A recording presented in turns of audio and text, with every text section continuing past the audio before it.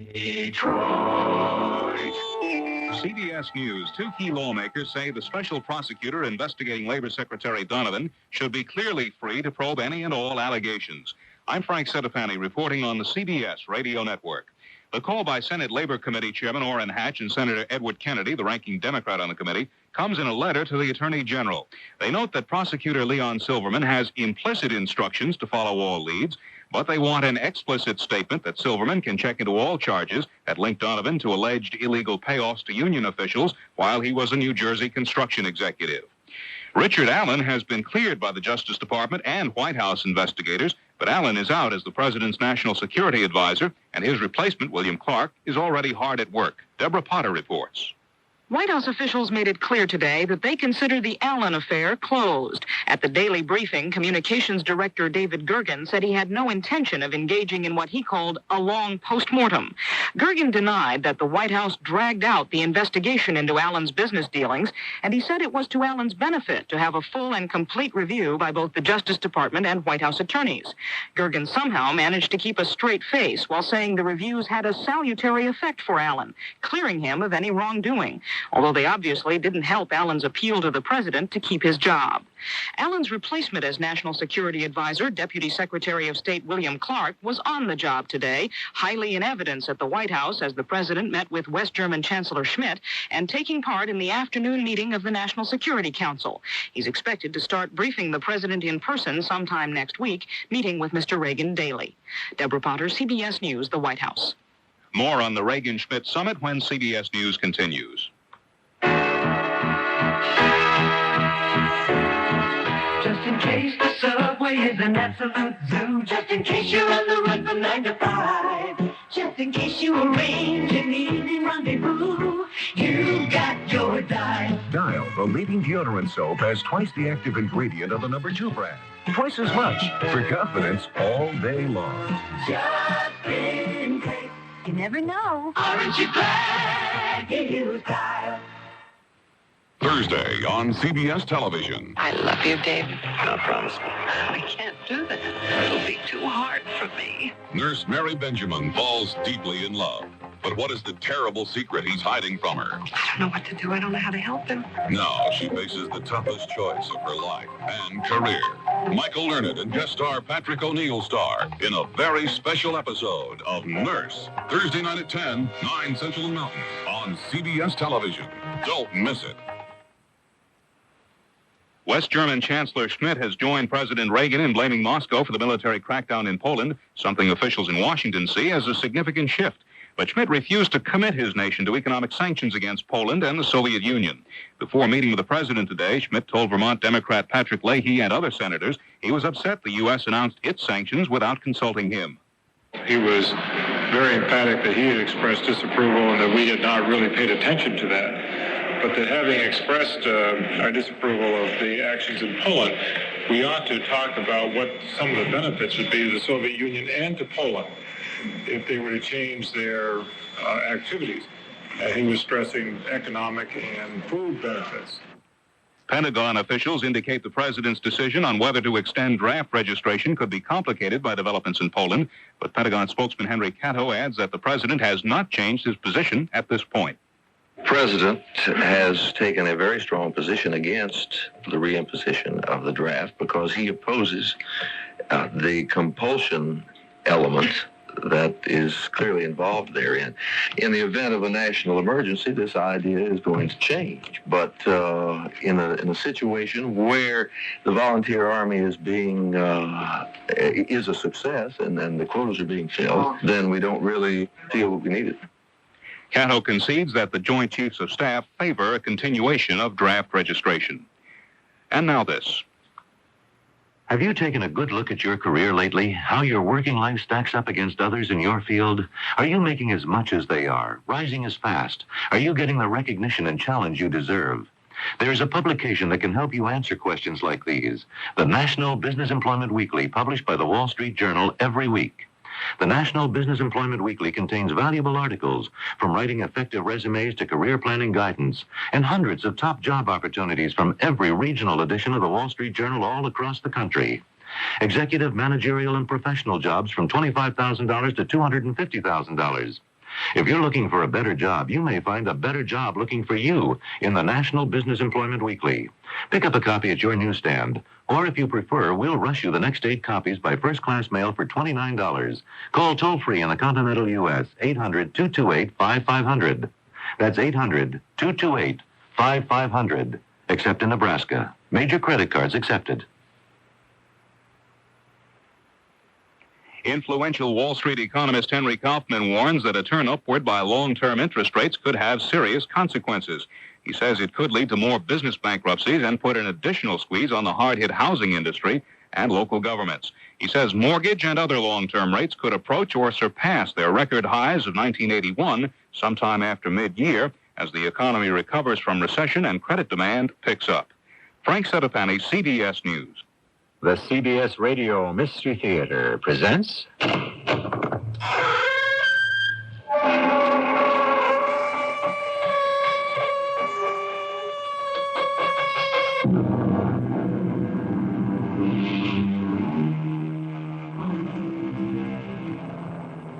Come in.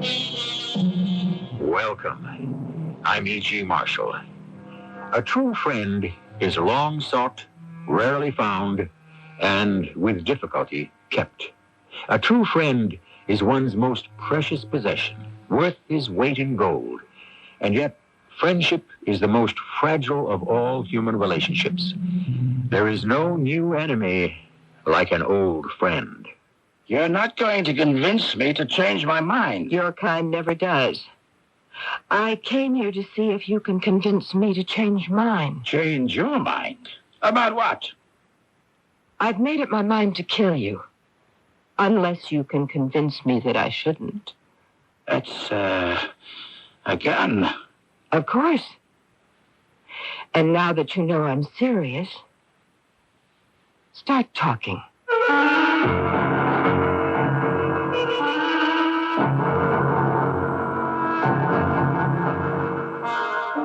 Our mystery drama, Daddy's Girls, was written especially for the Mystery Theater by Sam Dan and stars Teri Keane and Carole Teitel.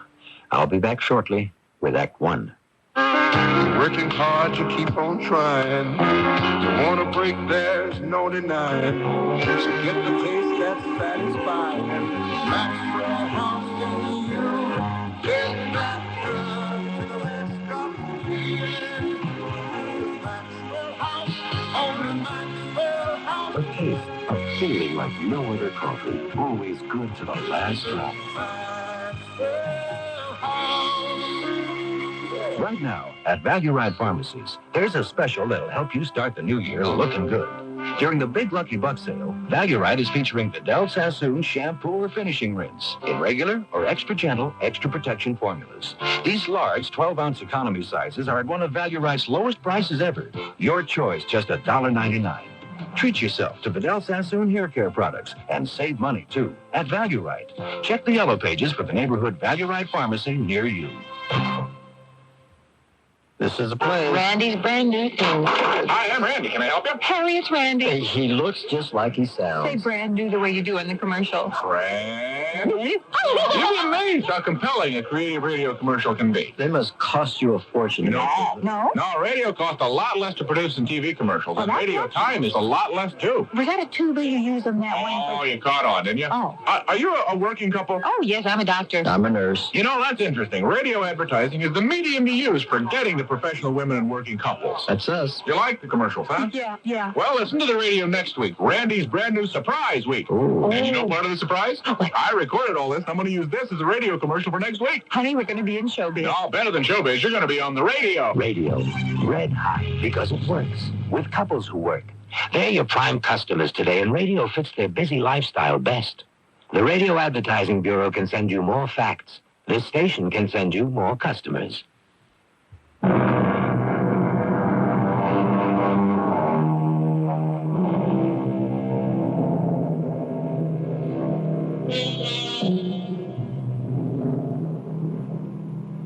As Mr. Oscar Wilde said, society is wonderfully delightful. To be in it is merely a bore. To be out of it is simply a tragedy. Society. At one time, it referred to the whole bottle of milk. Recently, we take it to mean only the cream on the top.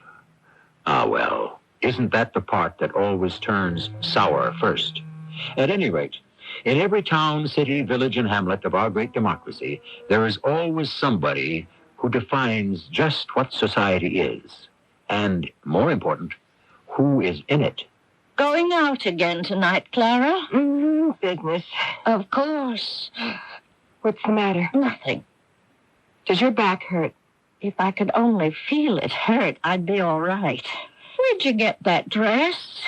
You don't like it? Oh, I think, it's the most beautiful thing I've ever seen. Oh, a compliment for a change. Let's declare a national holiday. That dress is at least worth a couple of $100. That's what Bettina gets for it in her shop. Uh-huh. And what did she charge you for it? Nothing. She insisted she simply had to give it to me. Why? She wanted to show her gratitude. Really? I give her all those plugs in the column. Oh, that column, Clara's Clarion. It's made you the little tin-horn dictator. Tin-horn dictator? Don't use that, Mary. It dates you. It's so absolutely 1948. Oh, well, I'm not afraid of my age. Oh, Clara. Please, you're about to give me some honest sentiment, and I'm just not geared for it at the moment. I'm going to a very posh party, and I've got to work myself into a most intense très gai mood. And I thought you wanted to become a writer. My darling, I became a writer. Clara's Clarion. You're nothing but a gossip monger. All right, what will you do this evening? Shall I move the TV into your room? No. I have some work. Work? Jack Parnell asked me to proofread some manuscripts. You'll ruin your eyes. If I make enough to support myself, you won't be able to say you have to write gossip because you have to take care of me. It isn't gossip. It's a form of literature. Child, darling, I shall bring back some delicacies, tidbits, assorted goodies, and delights. Oh, no. Can you answer that, Angel? I don't want to be held up. If it's someone unimportant, they're gone. Oh. Hello. Clara? No. Are you her sister, Mary? Yes. This is Bob Lewis. Is she there? But just a moment, I'll see. It's your publisher, Clara, Bob Loomis. Is he important? Oh, give me that phone. Bobby, darling, you caught me just as I was going out. Can you come over here right away? Now? Yes, now. I was on my way to the Tyndale party. You know it's the affair of the year. I want you to come here, to my place, right away. He's loaded for bear. Something wrong? Well? Well, he sounded like Attila the Hun. Oh, no, dear, that's his natural voice, his everyday manner. Why does he want to see you? Quién sabe, sweetheart? Maybe he wants to give me a raise. Please come in, Clara. Won't you sit down? Oh, thank you, Bob. Are you wondering why I asked you to come here? The suspense is killing Then me. I'll put an end to it. You're fired. I'll give you 3 months severance. I don't have to do it. 2 weeks is all I really owe you. But why, Bob? Why? I don't like you, Clara. Why don't you like me? I like you. I like everybody. That's why I do my job so well. Because it's about people. And I love people. I mean, my column, Clara's Clarion, everybody reads it and loves it. We'll survive the loss. You still haven't told me why. Yes, I did. I don't like you. But you don't like anyone, practically, who works at the paper. That's true. But most of them don't bother me. And why do I bother you? Because you're on the take. That's a lie. I never took 15 cents. I don't say it's money. If it were, I'd have you prosecuted. But it's clothes and gifts, stuff like that. I can't help it if people want to show their gratitude. One hand washes the other, and you know it. Oh, well, who are you to talk? You've never used your editorial page for your own ends? I do it all the time. Then how can you point that soiled finger at me? You're building up your own little empire, and I won't have it. There's only one empire on this newspaper, and that's mine. Bob, please. Now listen. Whoever you hire has to do it. Unless she's independently wealthy. You know what you pay me. How can I live on it? I have to cover parties, balls, dances, formals. I can't afford to buy all those clothes, and my hair always has to be done. I want to make a change. That's all there is to the thing. And when did you decide? A half hour ago. Just 5 seconds before I called you. Bob, I need the job. If I gave everybody a job who needed one, I'd have to go out of business. Besides, I don't run a paper to support your vanity. Look at yourself. You're the queen. Everybody bows to you. Why? So you'll put their names in your column. Without that column, you're nobody. It's time you got back into the real world. And did what? I don't have anything else. I haven't written anything else in years. I don't have any connections anywhere else. The job, it's all I have. I'm not young anymore. I can't start all over again. I'm sorry. I own a newspaper. I run it my way. I'm giving you 3 months' pay. What more do you want? What more do I want? I don't know. Maybe I would want some understanding, some sympathy. Do you still want me to cover the Tyndale party? If you want to be Queen Bee for this one last night, go ahead. Be my guest.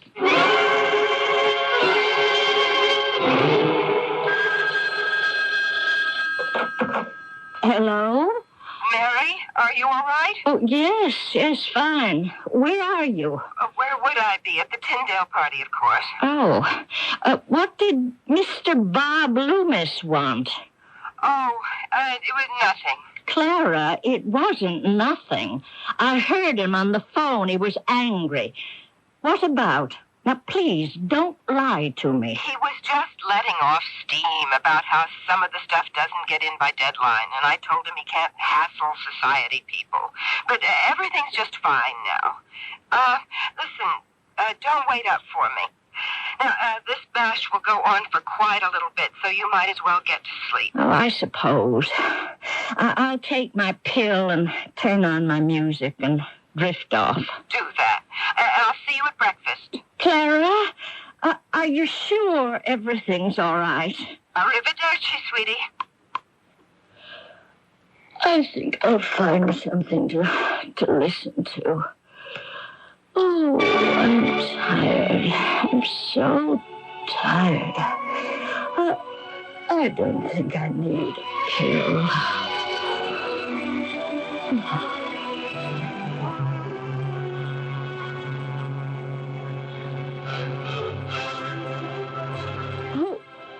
What? Oh, Clara, are you home? Clara? Is that you? Is somebody there? Somebody? I have to get somebody. Hurry. Police? Yes. I live at 366 Seton Place. I think there's a burglar. Somebody. I'm an invalid. I can't move. Oh, good. Please have them hurry. No, I'll stay on the phone.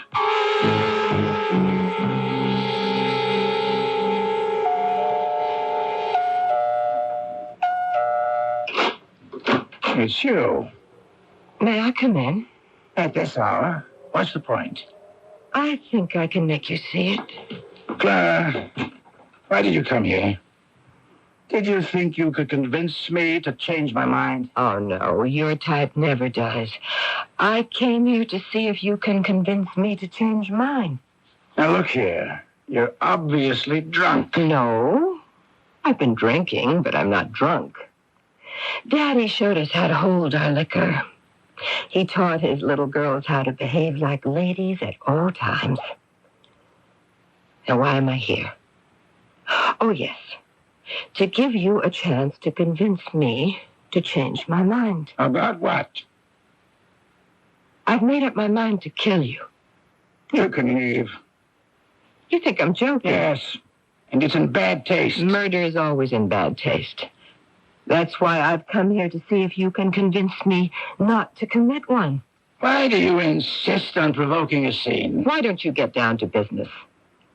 Your life is at stake. I don't want to call the police, but if you insist on a No, scene... don't pick up the telephone. I won't. If you leave right now. Sit down. That's, a gun. Yes. Well, for the very first time this evening, we can agree on something. This is a gun. Is this your idea of a joke? Why can't you accept the situation for what it is? It is not a joke, a charade, or a play. I am ready to pull the trigger.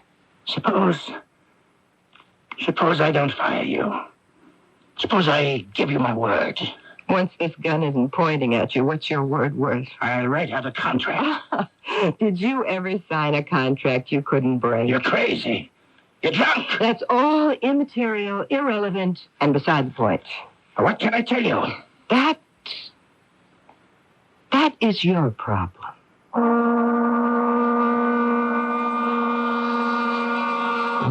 Yes, indeed. And a more pressing and critical problem could hardly be imagined.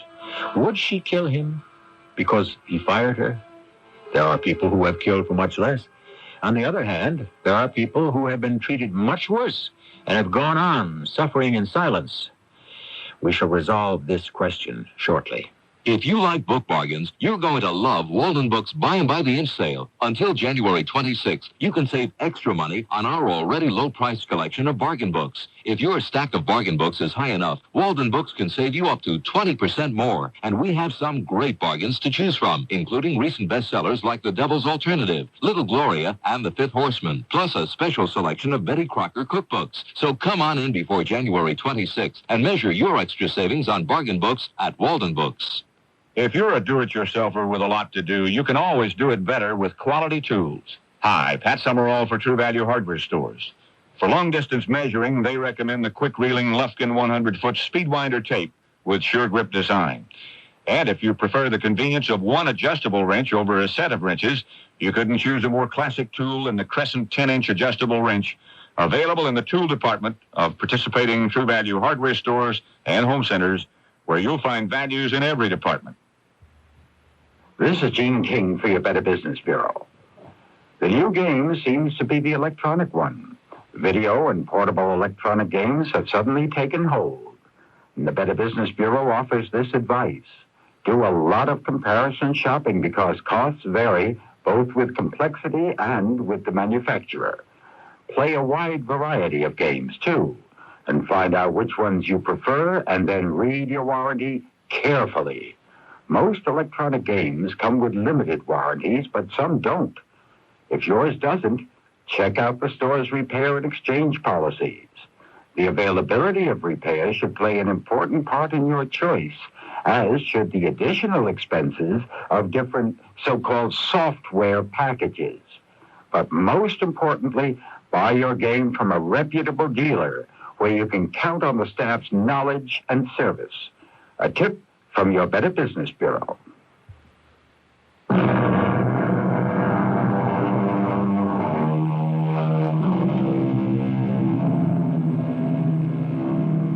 Make the test yourself. Ask someone the following question. What are you? Most of the time, the answer will be, why, I'm a doctor, a lawyer, a plumber, a salesman. How many people will say, I'm a human being, placed on this earth to help mankind and fulfill the mission assigned to me by my Creator, or something of that sort? Most of us see ourselves in terms of what we do, our job. And if our job is taken away from us, we can lose our entire reason for existence. Now, listen, Clara. Yes? What do you want me to tell you? Why I shouldn't kill you. You won't get away with it. Why not? No one saw me come. No one will see me go. Because you like your privacy, there isn't another house for 100 yards. Oh, the shot? If anyone hears it, it's a backfire from a truck. So, we've disposed of that argument. Do you have another?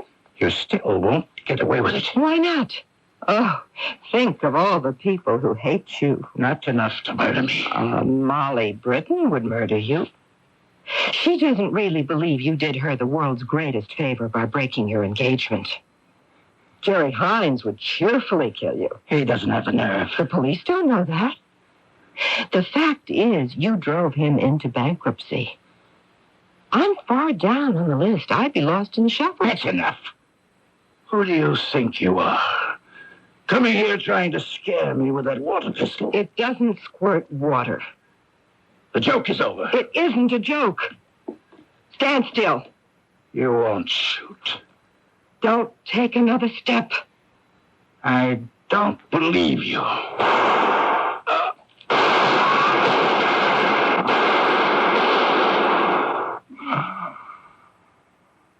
Maybe next time you'll believe me.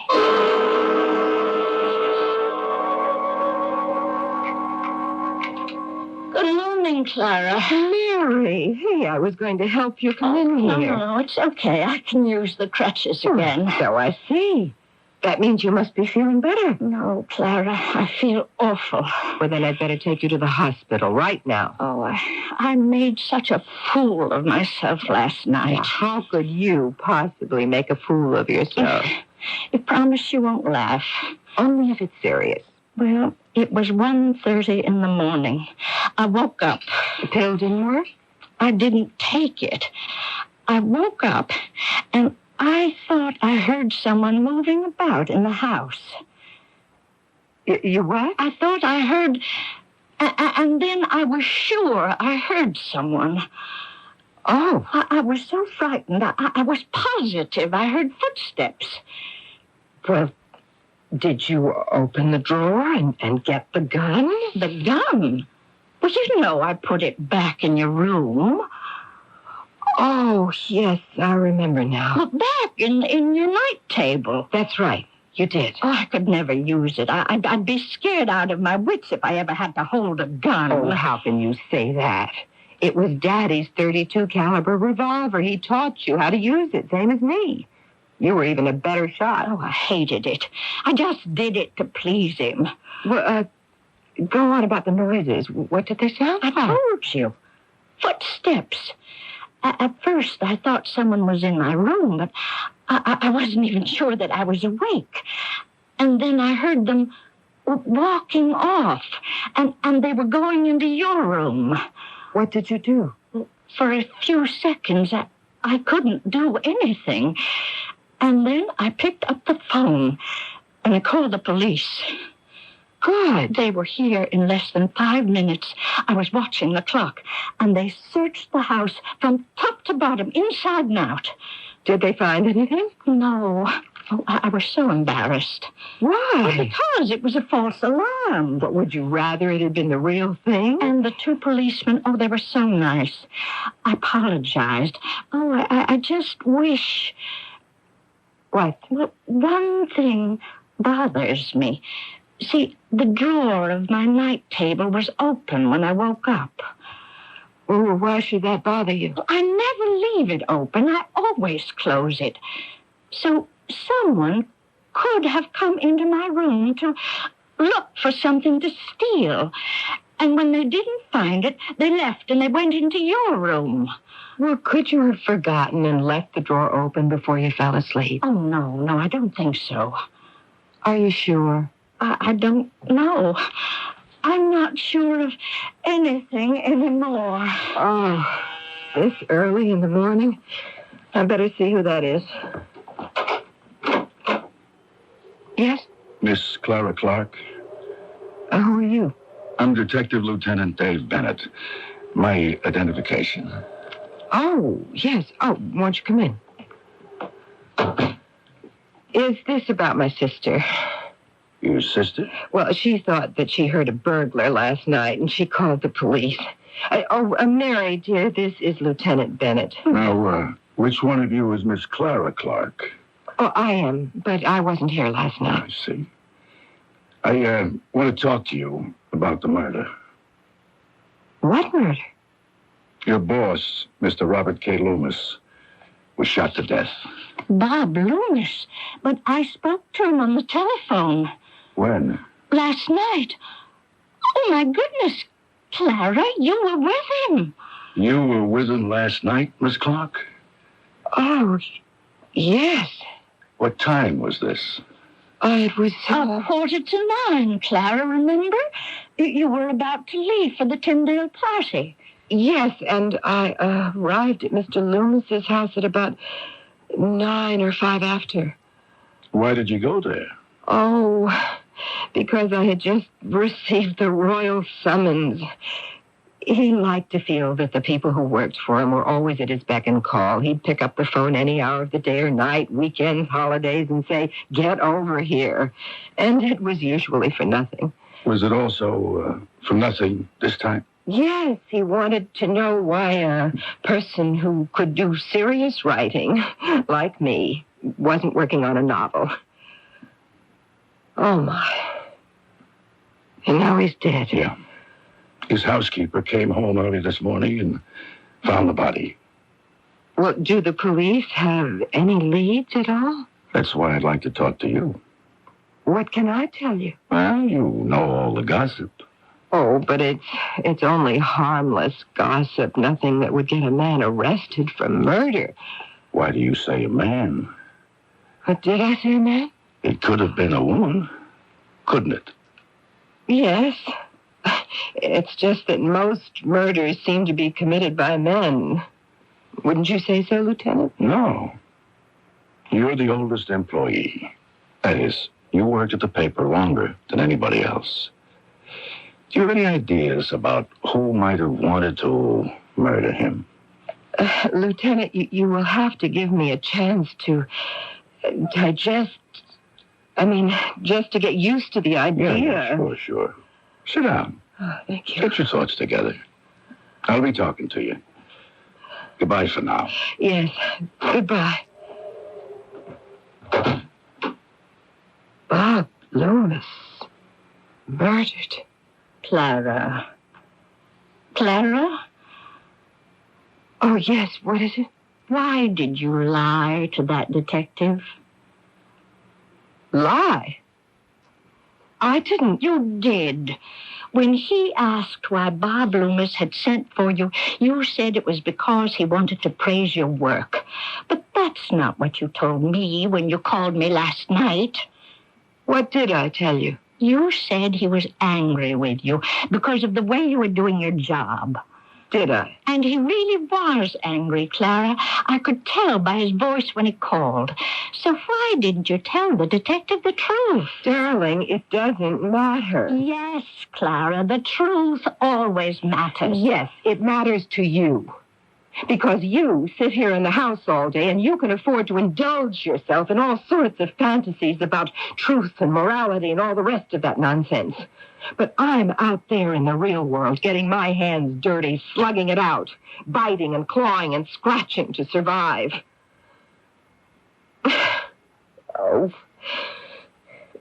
Mary, darling, I'm sorry. I could kill myself for saying that. Don't believe a word of it. Don't, please. Oh, it's all right, Clara. No, it isn't. But you see, Angel, I didn't want that detective to suspect me. Oh, my goodness. Well, why should he suspect you?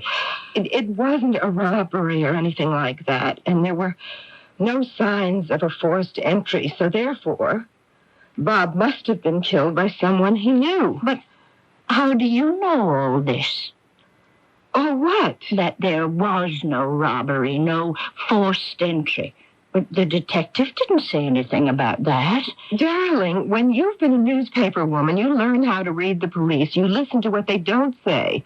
If there had been a robbery or a forced entry, he would have mentioned it. Oh. So, Bob was killed by someone whom he knew. Someone who was angry with him. Or with whom he was angry.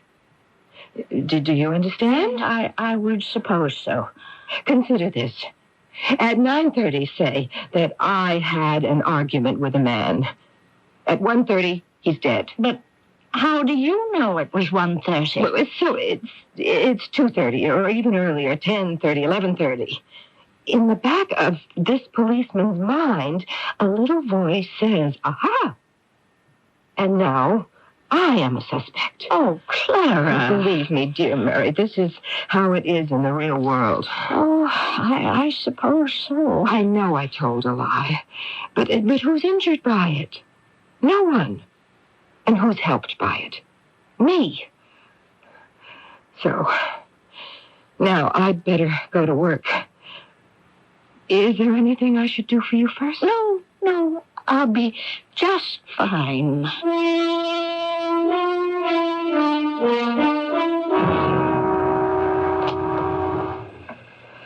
Jenny, I'm dictating this on the machine and you can transcribe it later.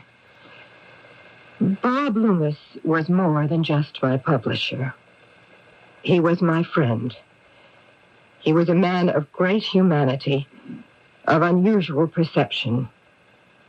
He was kind, he was decent, and he loved his fellow man. We will all miss him. And Jenny, end this the way he would want me to, with the word that ends everything a newspaper person writes. 30. 30, Bob Loomis. 30. Is that true? Oh. Not a word of it. But, as they say, de mortuis nil nisi bonum. Only say good things about the dead. Well, I see you know your Latin. Just enough to get around. The door was open and your secretary was tied up. Look, if you're busy... No, that's all right, Lieutenant. What did you want to see me about? I suppose I want to see you about everything. Now that you have gotten yourself together. I hope so. He was killed by someone who knew him. He let that person into the house himself. Now, that someone was very angry. How do you know? Whoever it was emptied the gun. So, who hated him? Ah, here's the telephone book, Lieutenant. Pick a page, any page. He knew how to pull up just this side of libel. And it wasn't just what he wrote. It was what he did. To whom? Almost everybody. Some leading people? Well, he broke his engagement to Molly Britton after he'd led her on for years. And he got Jerry Hines to invest in a land scheme that blew up and stripped Jerry of every dollar he had in the world. What do you know? How can you beat those two for motives? You can't. Our heroine, Clara Clark, seems to have recovered from the initial shock she received from being forced to commit murder. But who knows? Maybe one can never recover from something like that. It seems to be a clean job. There were no witnesses. Wait, there was a witness to a part of it. Oh, yes, we're playing fair. If you were listening, you know who it is. Thursday on CBS television. I love you, Dave. Now promise me. I can't do that. It'll be too hard for me. Nurse Mary Benjamin falls deeply in love. But what is the terrible secret he's hiding from her? I don't know what to do. I don't know how to help him. Now she faces the toughest choice of her life and career. Michael Learned and guest star Patrick O'Neill star in a very special episode of Nurse. Thursday night at 10, 9 Central and Mountain on CBS television. Don't miss it.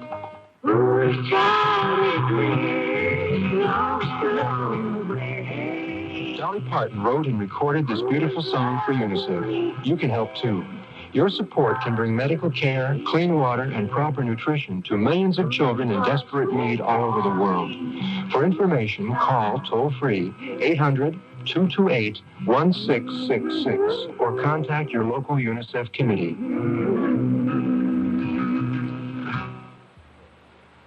For the hungry of the world, life can be worse than death. Because living with hunger means living with disease, blindness, mental retardation. They're crying out for help.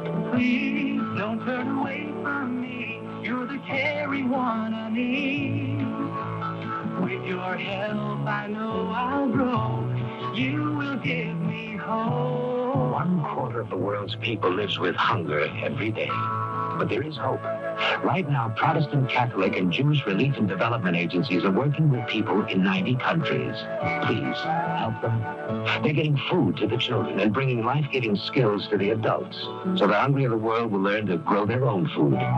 Send your tax-deductible contributions to the Interfaith Hunger Appeal, P.O. Box 1000, New York 10150. You are the hope of the hungry. Please give. A public service of the Interfaith Hunger Appeal and Advertising Council.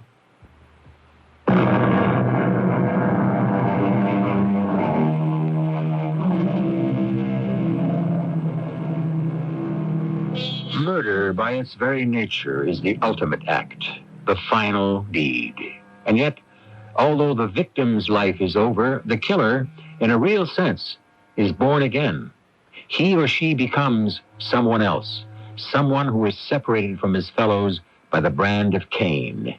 If he or she is a sensitive human being, he or she must learn how to live with the consequences of murder. And very soon, he or she discovers that a killer's work is never done.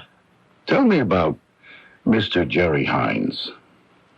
Look, Lieutenant, I may have told you too much already about both Jerry and Molly Britton. After all, people do say many things they don't mean. Did either of those two people ever threaten to kill Bob Loomis? Well... Miss Clark, this is a murder investigation. If you know anything, it's your duty as a citizen to I tell. don't know the details. But Bob got Jerry Hines to put up over $1 million to buy some land for a vacation development. Turned out the place was a swamp. Jerry went flat broke. Jerry confronted him at the club, started a fist fight, and would have killed him if it hadn't been broken up. Jerry Hines, huh? Okay. Now, about Molly Britton. Oh, well, they'd been engaged for over 4 years, and just one day he said, goodbye, it's over. Just like that? Just like he called me in and said you're fired. Do you mean that Bob Loomis fired you, Miss Clark? Oh, no. What I meant was he told her the engagement was broken in the same casual way that he might have fired me or anyone else. I see. Well, thank you very much, Miss Clark. You've been most helpful.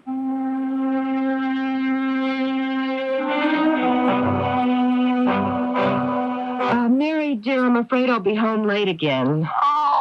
Mark Daly's running the paper now. He's crazy about the column. Wants me to expand it. So will you be all right? Oh, yes, I'll be all right. And I'll be home as early as I can. Ciao, sweetie. So, onward and upward, and constantly forward. Clara? Clara? Well, it's Molly. Oh. Molly Britton. Do you think I could see you just for a moment? Oh, we'll take more, a minute, an hour, as much time as you want. I haven't been in this building, you know, since... Oh, Clara. Clara, can you help me? Of course. Tell me how. Bob is dead. Yes. Do they know who did it? I don't think so. Not yet. I remember I wrote him some letters, you know. No, I didn't. Yes, I wrote some very strong things. Oh? I said that he didn't deserve to live and that one day I would... You would what? Kill him. Oh, well, everybody knows how upset you were, and people say things like that under stress. But I put it in writing. Do you have an alibi?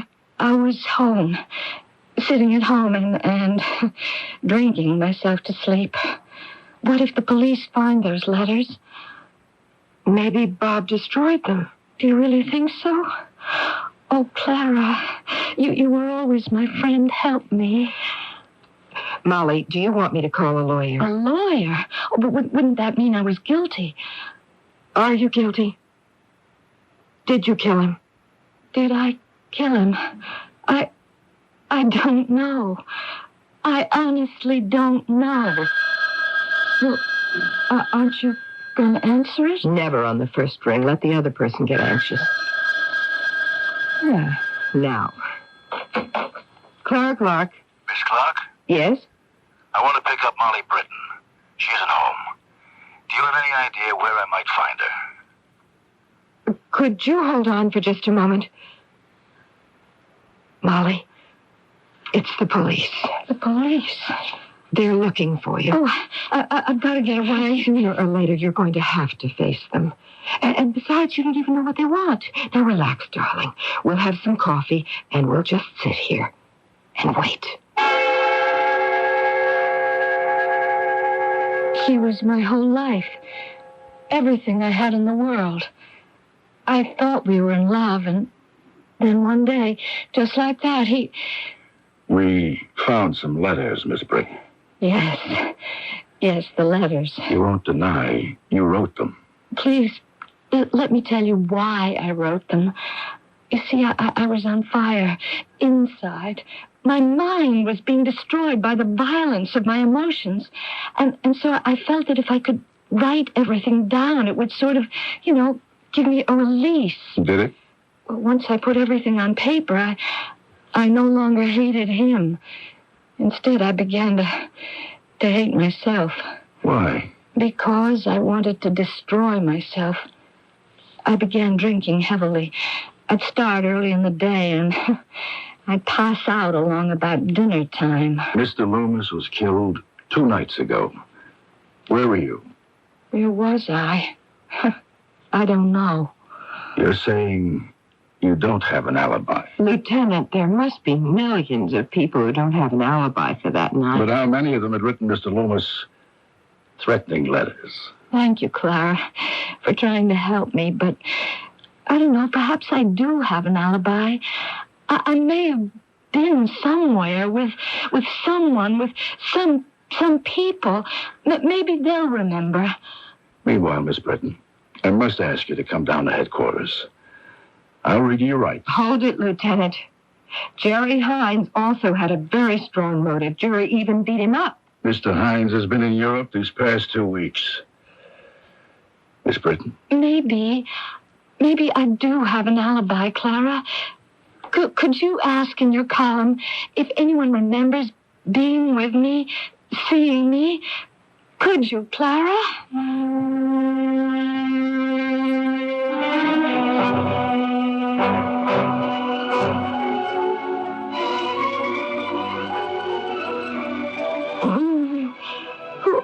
Who's there? Is that you? Clara? Clara? Who's there? Clara? Clara, did you just come in? Oh, that dream. That dream. I wish I could remember that dream. Or was it a dream? Was it a dream?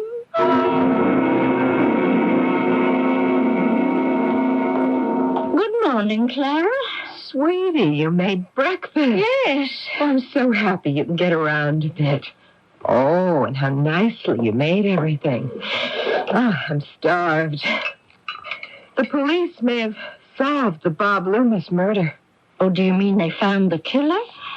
I think so. Who? Who was arrested? Molly Britton. Poor Molly Britton. Molly Britton? She was completely destroyed when he broke off with her, and she wrote him letters in which she swore she would kill him. And did she? She thinks she did. Oh, I just feel so sorry for her. What did you do with the gun? What did you say? You know what I said. What gun? Daddy's gun. The gun you used to kill Bob Loomis. Teri, what are you saying? We both know what I'm saying. You did kill Bob Loomis, didn't you? That's not fair. Ever since we were children, you were always showing me how smart you were. Clara, since that night, I would dream I heard the steps again. And I remembered suddenly how I really heard them. You came into the room. You thought the gun was in my bedside table. You forgot I'd given it back to you. It isn't true. You opened the drawer. It wasn't there. So you walked back to your own room, and those were the steps that awakened me, and you left the drawer open. No, Mary. Who had the motive to kill him? Wasn't yours as great as anyone's, even greater? But you felt you could save yourself. Please. What did you do with the gun? Mary, you're right. But I can still save myself. No one will do anything to poor Molly. She may even be acquitted. It'll even make her feel good to think she avenged herself. Please, please, Mary. It isn't right, Clara. Oh, it isn't right. Don't do it if it isn't right. The wit and wisdom of dear old Daddy. Was it right for Mama to die young and for him to squander her money? Clara, dear, live in the present. If Daddy hadn't gotten drunk and had the accident, you would have had a life where you didn't have to spend every day in a wheelchair. What you're saying is true. But should we make poor Molly Britton pay for it? Why shouldn't somebody else pay for a change? What did you do with the gun? Please, Mary. I cannot go to jail. I won't go on trial. Clara. What will you do? Call the police and tell them? No. I'll never say a word. Good. You won't, and I won't. So let's forget it, shall we? You'll tell them yourself. Me? Tell the police and go to jail? You're crazy. Why should I tell them? Because, like it or not, you're still one of Daddy's girls. Mary. You'll tell them. It's only a matter of time. And not too much time, either. Who's that? Darling, will you be this nervous for the rest of your life every time someone rings the bell? Now, are you going to answer it? Why shouldn't I answer it? Oh, Lieutenant. Hello, Miss Clark. Won't you come in? And how are you, Miss Clark? Oh, very well, thank you. I just dropped in to thank you for your very important assistance. Oh? You helped set us in the right direction, and from there on, it was strictly routine. Miss Britton confessed. She confessed? Yes. As far as she's concerned, she's pretty sure she did it. So it's neatly tied in a package. And that's that. Now I have to be on my way. May I offer you a cup of coffee? No, thanks. Just had breakfast. Well, it's been nice meeting both of you. Lieutenant? Yes, Miss Clark? Lieutenant. What is it? Could you give me a lift down to police headquarters? I would, except I'm not going back there now. I think you will be. What do you mean? After you hear what I tell you. Could you wait just a second? Mary, darling, I have to go somewhere. Yes, dear. And I won't be back early. I don't even know if I'll be back late. I understand. Actually, I don't know when I'll be back. Will you wait? I'll wait as long as I have to.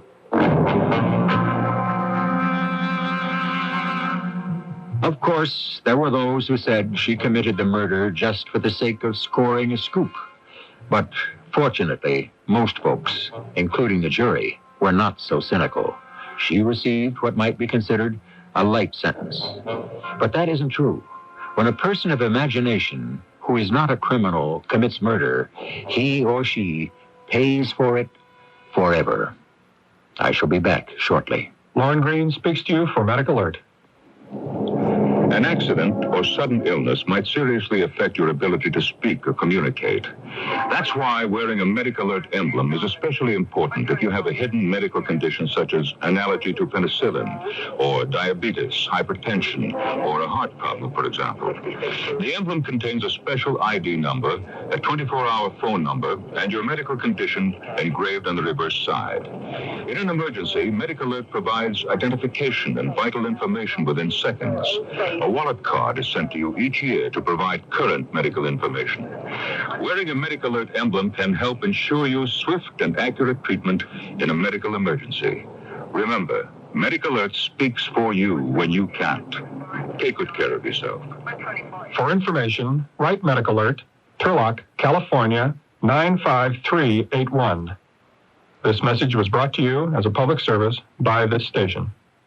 Listen to what happened to Brenda, another reader, or is it victim of Raven House paperback mysteries? I was at the carnival with my boyfriend Greg when I saw the murderer.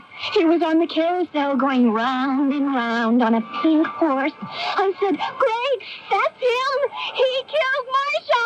The killer heard me and took off into the House of Mirrors. I left Greg standing there and chased after him. Oh, it was frightening.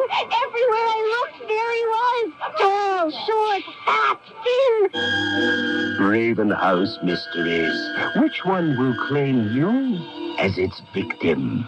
I had to apologize. Imagine, I had him confused with a character in my Raven House mystery. Raven House publishes new mysteries every month. If you're clever enough, you'll find Raven House mysteries wherever paperbacks are sold.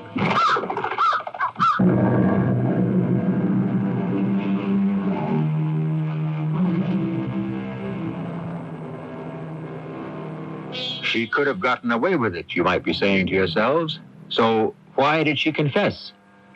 Perhaps it has to do with the nature of murder itself. The act of assassination is very cheap. What does it take? A few ounces of steel or lead. But as many killers discover, where murder is concerned, it isn't the initial cost. It's the upkeep. It takes a split second to kill, but one must live with the consequences forever. Our cast included Teri, Keane, Carole Teitel, and Bernard Grant. The entire production was under the direction of Hyman Brown. Radio Mystery Theater was sponsored in part by Raven House Paperback Mysteries. This is E.G. Marshall, inviting you to return to our Mystery Theater for another adventure in the macabre. Until next time, pleasant dreams.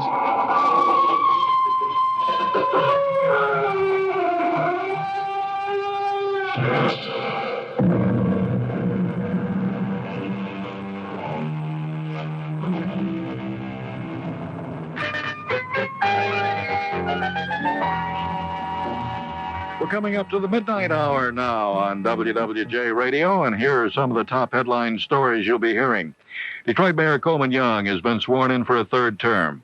The elusive Cora Galvin, object of a nationwide manhunt, has been arrested in Arizona. The authorization for overtime pay for Wayne County Sheriff's deputies is 2 weeks away. And Governor Jerry Brown has declared 6 California counties disaster areas eligible for assistance. We'll have that story coming up next from CBS News. Also, just ahead on News Radio 95, Auto Report with Al Fleming and Focus on People. Good morning for News Radio 95. I'm Alan James, and for the rest of the morning, Weather Command says increasing cloudiness toward dawn with a chance for some light snow at that time, becoming quite windy, cold temperatures with lows low to mid-20s. And later today, cloudy, windy, and colder with highs in the mid-30s and falling as winds turn northerly and increase to 25 to 30 miles per hour, including gusts, and snow showers are likely. Then on Wednesday night, mostly cloudy, windy, and much colder with lows around 5 above. And Thursday, variable cloudiness and cold with snow flurries likely and highs 15 to 20 degrees. Right now, the winds out of the south at 59, or rather out of the south at 9 miles per hour. The humidity is 78%, barometer 29.83, and the current temperature 30 degrees in the city. In Lansing, it's 28 degrees. At Flint, 27 degrees. Stay tuned now for CBS News, coming up next. News Radio 95. WWJ Detroit. It's 12 midnight. CBS News, a state of emergency is declared in 6 storm-ravaged Northern California counties. This is Rob Armstrong reporting on the CBS radio network. More than 10 inches of rain fell on parts of Northern California. Thousands are homeless or flooded out. Mudslides and raging rivers wiped out roads and power lines.